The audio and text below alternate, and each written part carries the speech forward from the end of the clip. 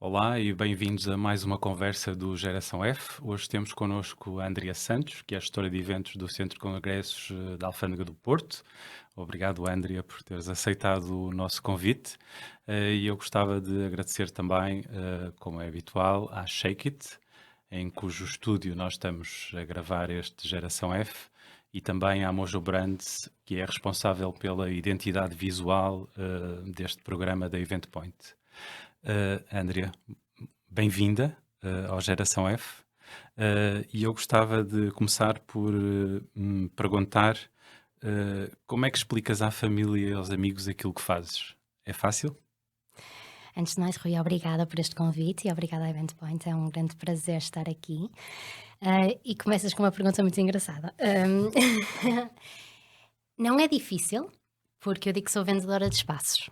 Digo que tenho um espaço muito grande e que vendo para que as pessoas consigam fazer e realizar os eventos que têm imaginados Uhum. nesse espaço. Mas por acaso até tenho uma história engraçada, é com a minha filha, porque não é fácil explicar a uma menina de 3 anos o que é ser gestora de eventos e vendedora de espaços. Uma vez ela veio comigo à Alfândega para ver uma exposição de dinossauros que Uhum. tínhamos a decorrer. E ela ficou maravilhada como é que no trabalho da mamá tinha tantos dinossauros. Portanto, ela neste momento pensa que eu sou ou criadora de dinossauros ou, ou trabalho em alguma coisa assim. Portanto, a mãe dela tem um emprego fantástico. Outra vez, por exemplo, a escola dela disse-nos que poderia ser possível receber os pais para explicar um bocadinho aos meninos aquilo que nós Uhum. fazemos. E eu até disse ao meu marido: "Bem, isto não vai ser muito fácil. Tu vais dizer que vendes vinho", porque ele trabalha na Sograp, "e eu vou dizer que organizo eventos. Como é que eu vou explicar isto?" E ele: "Dizes que fazes festas", que é o que os meninos sabem. E eu: "Pronto, mas eles vão pensar que nós temos uma discoteca." Mas não é difícil.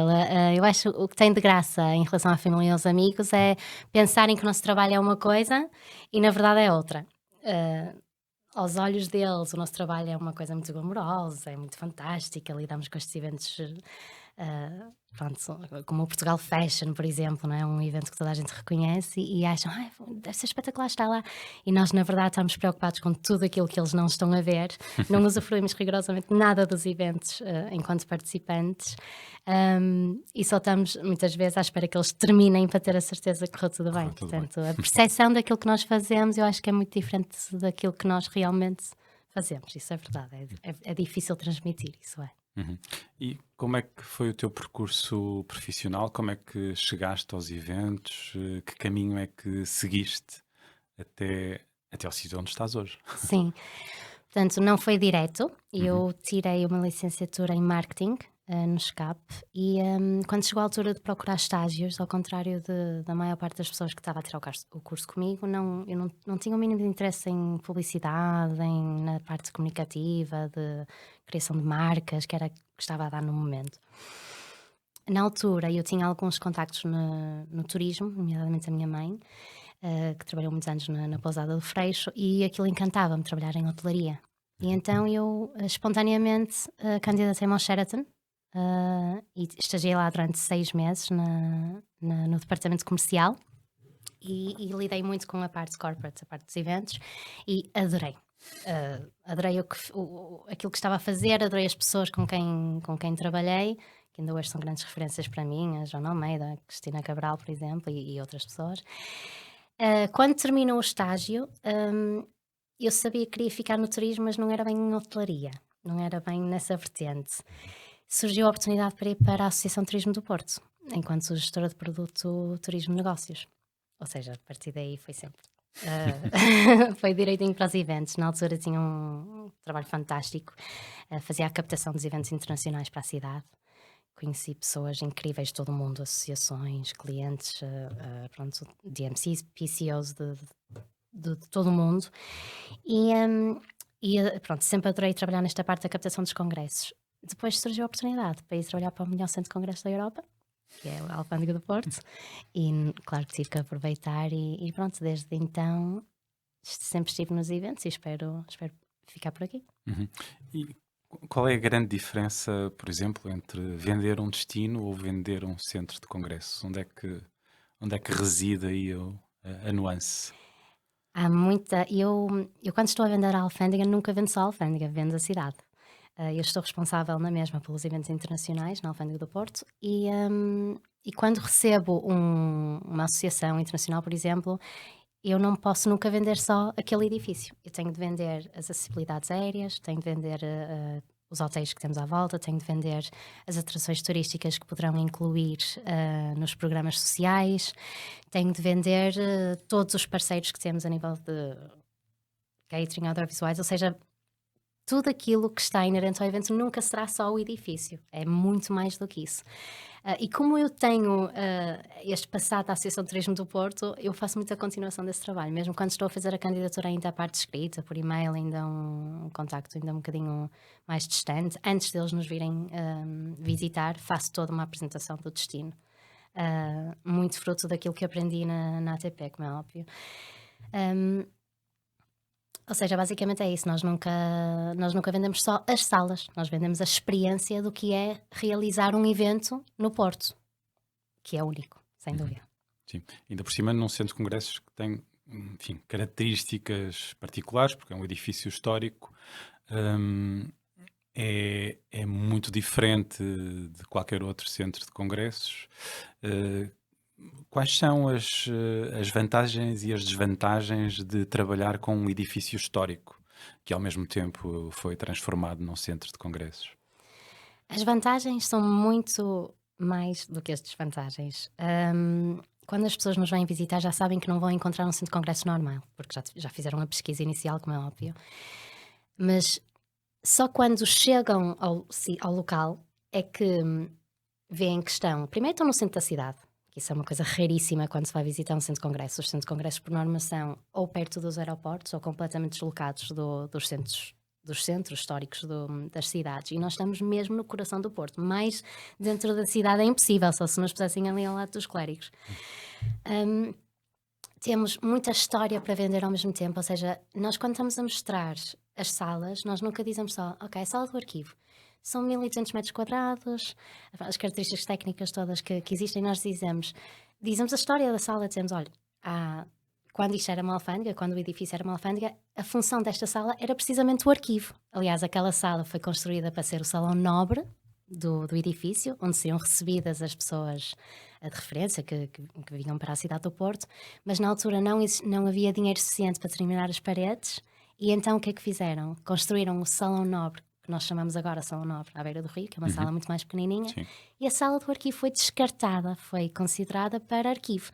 Nós temos fotografias daquela sala basicamente com prateleiras e prateleiras de papel e livros e caixas, e neste momento é a nossa sala mais premium, não é? É o ex-libris do nosso edifício. Então nós, quando estamos a fazer uma visita ao edifício, estamos sempre a explicar também esta vertente histórica e mágica do edifício. Vantagens, para além da localização e da história que temos, as próprias características de ter um congresso, por exemplo, ter uma sala, a reunião plenária na sala do arquivo, que tem aquele ambiente branco, inacabado. Depois ter as reuniões paralelas no nosso centro de congressos, que é onde temos as salas mais básicas, como dizemos, alcatifadas, ar-condicionado, cabines de tradução simultânea. Depois ter o cocktail cá embaixo à beira do rio, no Salão Nobre, numa sala que tem os quadros históricos na parede. Depois um jantar, por exemplo, nas Furnas, que tem as arcadas em pedra. Ou seja, nós temos esta vantagem de ter um edifício em que dentro do mesmo espaço existem espaços tão diferentes e é realmente tão versátil. Ou seja, pronto. E é o facto de também lhes conseguir explicar que nós conseguimos ter o evento mais moderno e mais tecnológico num espaço tão histórico como aquele. Eu acho que isso é uma vantagem que dificilmente alguém consegue igualar. Desvantagens, claro que também existem algumas, não podemos mentir, a nível de climatização, mesmo a nível de limpeza, de manutenção do edifício, não há de ser tão fácil como uma sala de congressos num hotel, por exemplo, não é? Em que acredito que seja só passar um pano, não é? Como se diz. E nós temos, por exemplo, nós temos que fazer muitas limpezas à pedra, ao granito, que são limpezas que não podem ser agendadas de um dia para o outro, não demoram tão pouco tempo quanto isso, portanto a manutenção do edifício pode acabar por ser a nossa desvantagem. Mas eu acho que é só essa, porque o resto acho que só temos coisas boas. Nós, enfim, temos já uma boa parte de 2002 como um percurso, enfim, sem grandes restrições relacionadas com Covid. O que é que achas que mudou de mais fundamental depois dessa experiência traumatizante de pandemia? Assim, sinceramente, a única coisa que mudou para nós enquanto espaço, e a meu ver, é a necessidade de ter agora streaming nos eventos praticamente todos, ou seja, 90% agora dos eventos que nós temos pedem-nos essa possibilidade de ter streaming, ou seja, fazer com que as pessoas que estão no evento não sejam os únicos participantes, que possa chegar a mais pessoas. Porque de resto, felizmente, a pandemia veio e desapareceu. Nós, na altura, realmente foi terrível, como tu sabes perfeitamente, foi para o setor dos eventos foi drástico, para os espaços ainda mais, porque nós não havia forma de adaptar a nossa atividade. Nós não podíamos, ok, podíamos ter as salas preparadas para fazer eventos digitais e tudo mais, mas a nossa atividade, que é alugar espaços para receber pessoas, foi totalmente aniquilada. Então tivemos uma paragem bastante grande, que até foi engraçado porque foi imediatamente a seguir à minha licença de maternidade. Eu estava cheia de vontade de voltar, eu estava a contar os segundos para voltar para o trabalho e 3 dias antes ou 4 dias antes, acho que foi dia 16 de março, fechámos o edifício no meio de um Portugal Fashion, portanto, e depois tivemos aquele tempo todo fechado. E foi realmente muito assustador, porque durante muito tempo não sabíamos o que é que iria ser, e depois falava-se muito, ai, a partir de agora os eventos nunca mais vão ser os mesmos, e as pessoas já não vão querer reunir, e as empresas vão cortar imensos orçamentos para eventos físicos. E nós ficamos a pensar, ok, às tantas isto vai realmente acontecer, e nós vamos começar a vender muito menos espaços do que aquilo que vendemos agora. Mal foi possível. Os eventos voltaram todos. Aliás, eu acho que até voltaram em mais força, que as pessoas estavam tão sedentas de voltar a estarem juntos e ao networking. E tudo bem, pode-se fazer uma reunião digital por Zoom ou uma apresentação num produto, mas e o coffee break? E aquela parte em que as pessoas se encontram na exposição a mostrar fisicamente o produto ou a falar e encontram uma pessoa conhecida que viram num congresso há 2 anos atrás, é impossível via digital, e acho que as pessoas perceberam isso logo. Nós sentimos, é verdade, sentimos alguma redução a nível dos eventos mais pequeninos que podem ser realizados por Zoom. Vamos imaginar uma reunião anual de uma empresa com os colaboradores. Sentimos que realmente podem estar a trocar por eventos digitais.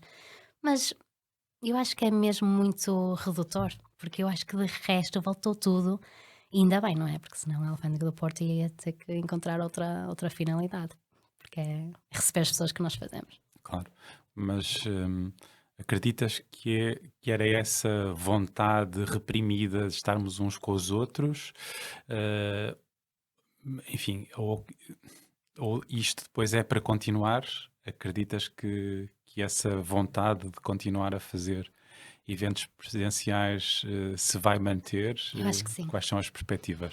Eu acho que os eventos eu acho que os eventos nunca vão morrer, porque eu costumo dizer aos meus clientes, às vezes na brincadeira, an event is a get together and everyone loves a get together. Toda a gente adora eventos, seja na nossa vida pessoal, como na nossa vida profissional. E há eventos que têm que continuar pela sua finalidade. Por exemplo, os congressos internacionais, a maior parte, são para discutirem novas investigações, novos papers, pronto, novas descobertas que haja naquela ciência ou naquele tema que eles estão a debater.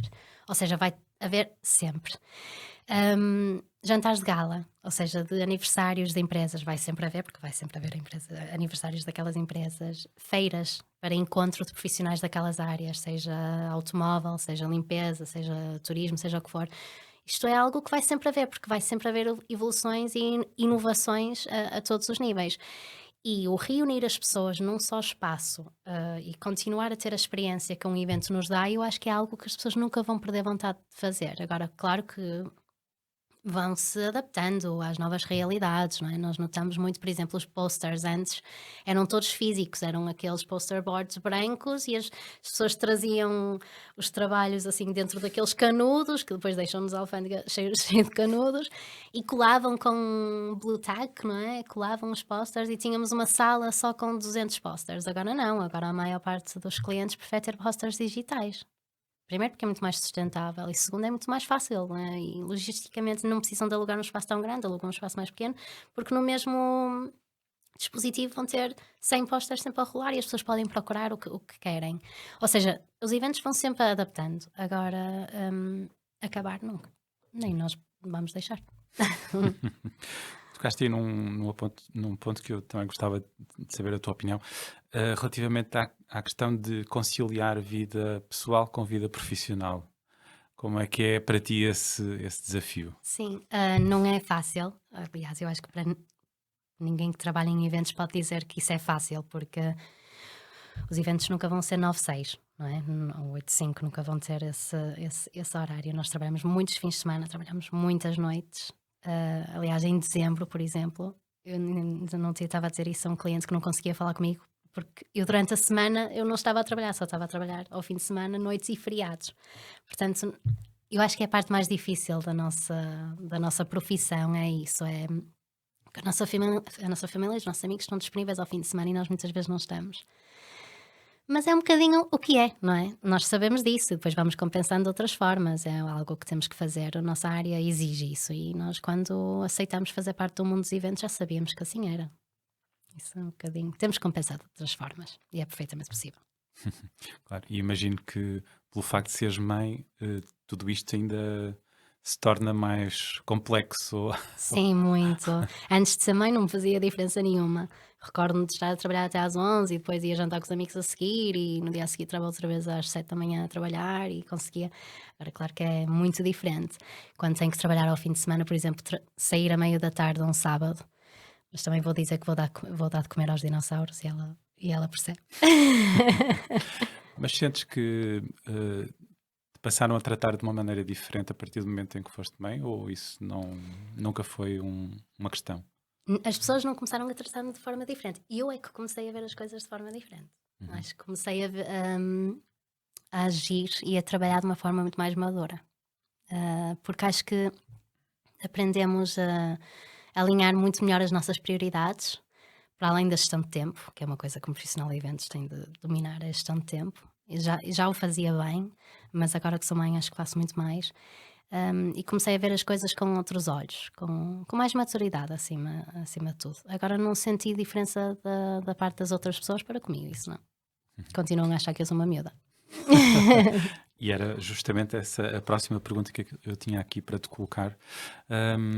E como é ser um jovem nesta indústria dos eventos? Achas que ah, sentiste que eras ouvida, que eras tida em conta, ou o facto de seres jovem dificultava aqui um bocadinho as coisas em termos de afirmação e de reconhecimento? Sim, acho que sim, acho que sim. Acho que isso depende dos nossos interlocutores, não é? Dos nossos Sim. clientes. E há clientes que sim, que notava-se e até se nota ainda isso. Há outros que não nos faz a diferença nenhuma. Por exemplo, clientes internacionais muito dificilmente fazem qualquer tipo de distinção por ser mais nova ou mais velha. Acho que já é outra forma de estar e também de conhecer mundo, digamos, e terem outra postura. Mas sim, agora não noto tanto, mas quando comecei com 23 ou 24 anos, notava muito, ainda por cima eu tenho esta cara, não é? Ainda pareço muito mais nova do que sou, sentia muito. Recordo-me recordo-me uma vez que tinha um fornecedor a colocar umas luzes num teto sem capacete. Estava numa Jani, não é? Numa plataforma elevatória. E eu fui lá e chamei, olha, desculpe, tenho que pôr o capacete. E ele ignorou-me. Como quem diz, quem é esta miúda que está agora aqui a mandar-me a mim pôr o capacete? E eu, olha, desculpe, vou ter que ir aí acima. É que eu subo já isto. E ponho-lhe o capacete. E eu, no alto dos meus 25 anos, também para aí. E ele, deixa lá ver quem é esta. E lá pôs o capacete. E eu, obrigada. Mas às tantas, se fosse realmente uma pessoa mais velha, uma pessoa de fato ou qualquer coisa, teria posto logo o capacete e não tinha, não é? Não tinha Resistido. resistido desta forma. Mas sim, às vezes sinto, mas olha, sabes, não faz diferença nenhuma que nós depois conseguimos convencer as pessoas através de outras características nossas, de outro profissionalismo, e acho que isso damos facilmente a volta. Não podemos deixar isso afetar-nos, até porque assim, o futuro somos nós, não é? Somos jovens, não podemos estar à espera que venha sempre alguém mais velho, alguém mais experiente, safar-nos de qualquer situação. Certo. Aliás, foi justamente por isso que lançamos o Geração F, para podermos falar de futuro e para podermos trazer também a este espaço jovens, e sobretudo jovens a quem se reconhecem qualidades e competências para poderem vir a ser no futuro os líderes desta indústria dos eventos. E eu queria te perguntar o que é para ti um bom líder? O que é que faz um bom líder? Um bom líder. Eu acho que um bom líder é aquele que cuida das pessoas que está a liderar, ou seja, que lhes vai ensinar e que se vai preocupar com o crescimento dessas pessoas e transmitir tudo aquilo que puder transmitir de forma a investir no sucesso dessas pessoas. Hum, Costuma-se dizer que assim, se o líder cuidar devidamente das pessoas que está a liderar, essas pessoas vão estar a fazer o seu trabalho de uma forma muito mais eficiente e muito mais produtiva. Um, e se isso acontecer, o líder não tem que se preocupar com as coisas mais pequeninas, porque para isso vai estar a equipa a resolver. Mas eu acho que é isso, eu acho que o líder tem que ser uma pessoa proativa, com muito conhecimento, como é óbvio, da área em que está a atuar, mas tem que ter umas competências pessoais muito definidas. Um, uma pessoa pode ser um fantástico profissional, um fantástico técnico, Uhum. e não ter capacidades nenhumas para liderar pessoas. Portanto, eu acho que é muito uma mistura das competências pessoais com as competências técnicas. Uhum. Isso é algo que te move, assumir um papel de liderança ou poder assumir um maior protagonismo? Sim, sim, sem dúvida. Aliás, eu acho que nós temos sempre que pensar em alcançarmos mais. Não pelo protagonismo, mas sim pela responsabilidade e pelo desafio que é. Nunca liderei uma equipa, nunca liderei pessoas, é uma coisa que me falta fazer e sim, gostava muito de fazê-lo no futuro. Uhum. Eh, Gostava também de perguntar sobre, enfim, algo que eu acho que te interessa particularmente, que é a questão da formação. E queria te perguntar se achas que estamos a formar bem as pessoas para, enfim, dentro daquilo que é o teu conhecimento, óbvio. Se estamos a formar bem as pessoas, ou suficientemente bem as pessoas para trabalharem nesta indústria de eventos. Não existe muita formação nesta área, existe alguma formação técnica, não tão, pronto, tão profissionalizada, digamos assim, mas existem alternativas, como sabes, e acho que é algo muito, muito, muito importante. Mas acho que é muito importante ter uma coisa em conta que é a formação na área dos eventos nunca pode ser teórica, porque eu já li os manuais que existem a nível da organização de eventos, que nem há muita coisa assim mais atual, são coisas mais antigas, mas uma pessoa não aprende rigorosamente nada. Vai aprender aquilo, por exemplo, quantas pessoas é que eu posso ter por metro quadrado? Ok, mas isso é muito vago. Posso ter 2 pessoas por metro quadrado para este layout, 4 pessoas por metro quadrado para aquele layout, mas e a sala e o pé direito faz toda a diferença. E acho que a única maneira de aprender eventos é com pessoas que estejam realmente a trabalhar no terreno. Aliás, a melhor forma de aprender sobre eventos é trabalhar no terreno, Uhum. sem dúvida. Sim, aliás, imagino que aconteça o mesmo com todas as profissões, na verdade, mas o que é que achas que era importante que as pessoas que trabalham em eventos tivessem quando fossem começar? Ou que ferramentas é que são mais importantes para quem trabalha nesta área? Ora, muita vontade, ah, muita capacidade de desenrasque, de saberem trabalhar sob pressão, sem medos, e uma capacidade de resolver conflitos, problemas imprevistos. Eu acho que isso é a regra número um para quem trabalha nos eventos, é não pode ser uma pessoa que vai congelar com uma coisa que saia do plano inicial. Ou seja, temos mesmo que estar à espera que as coisas são delineadas, é suposto acontecerem de uma forma, mas vão acontecer de outra. E é isso que as pessoas têm de saber fazer. Agora, claro, as capacidades de comunicação, planeamento, as capacidades interpessoais também são muito importantes. Acho que é mais. Acaba por ser tudo competências muito pessoais e não tão técnicas, não é, não é nada que se possa aprender no papel. Nada que se possa aprender com o papel. Uhum. O período da pandemia também teve como uma das consequências a saída de muita gente sénior da nossa área, pessoas que foram trabalhar para outros mercados ou que por isso simplesmente mudaram de área de atividade, de trabalho. Eh, Estamos a ser capazes de captar jovens para trabalharem em eventos? Ou o que é que poderíamos fazer para ser mais fácil justamente atrair pessoas jovens? Rui, eu posso dizer que sempre que faço visitas a escolas, e faço muitas, as escolas, desde o do 12º ano até faculdades, nós fazemos muitas visitas técnicas ao edifício para explicar como é que funciona a logística nos eventos. Posso dizer que sempre recebo 3 ou 4 currículos no fim, para estagiarem. Ficam cheios de vontade, perguntam logo: não está a precisar de uma assistente?" Ficam tão encantados com aquilo que pode ser feito. Começo sempre da mesma forma, entro na sala dos despachantes, que é completamente básica, não é? Paredes brancas, pé direito 9 metros, é uma tela em branco, e digo: "O que é que vocês acham que é possível fazer aqui?" E dizem 2 outras coisas, e eu começo a dizer aquilo que já aconteceu naquela sala, eles ficam: "Uau, a sério? Não acredito." E então, à medida que estamos a fazer a visita, explicamos aquilo que já foi feito, aquilo que se pode fazer, imprevistos que aconteceram, coisas engraçadas, coisas caricatas, e eles acabam sempre: "Desculpe, pode-nos dar o seu e-mail para nós enviarmos o nosso currículo para estagiarmos?" Sempre, sempre, sempre. Portanto, eu acho que vamos sempre conseguir captar pelo interesse que tem o setor. Vai ser sempre uma área cativante e que as pessoas vão querer realmente experimentar. Agora, claro que há problemas que estão inerentes. Primeiro, sinto muito que as novas gerações dão muito mais valor às vidas pessoais do que nós dávamos na altura. E bem, na verdade eles é que estão certos. E a área dos eventos rouba muito à vida pessoal, sem dúvida. E acho que isso pode ser um susto para eles, pronto, um motivo para realmente não avançar. E é também as questões salariais, não é? Porque nós estamos inseridos no mercado do turismo de negócios, mas eu acho que mesmo a esse nível temos que nos englobar nessa área.